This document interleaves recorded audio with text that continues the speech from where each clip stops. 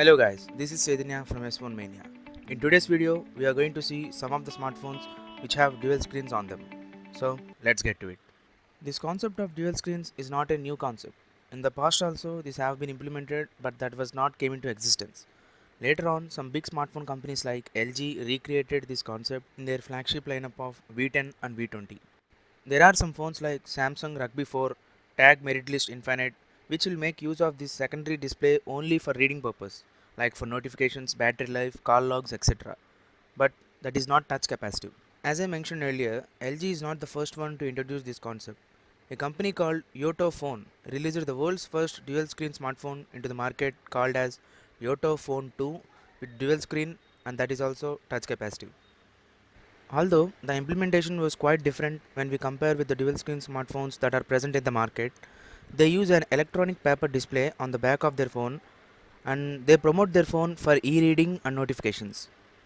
The back of this phone has this electronic display and that is fully customizable. Not to mention it is fully touch capacitive also. We can also use some of the custom applications like Twitter, Google Play Music using the back of the phone. With the use of electronic paper display, this phone has great visibility under the direct sunlight and it also reduces strain to our eyes. So this phone implementation is mainly to utilize the empty space on the back for e-reading and reply for the notifications. The next company who recreated this dual screen effect with touch capacity was LG. LG implemented this dual screen concept in their flagship phones like LG V10 and V20.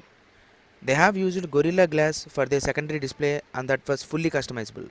The secondary display sits on the top of the screen, which is harder to reach for small hands and can be used for notifications, app shortcuts, reminders, calendar events and many more.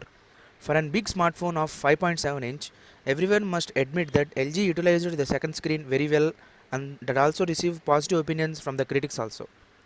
LG also implemented this second screen in LG V20 also, which is a tad bit more customizable than the older one, like quick contacts, recent apps, and we can also add signature to the second screen also. The placement of this second screen is also on the top and same space just like the V10. This is also made up of Gorilla Glass.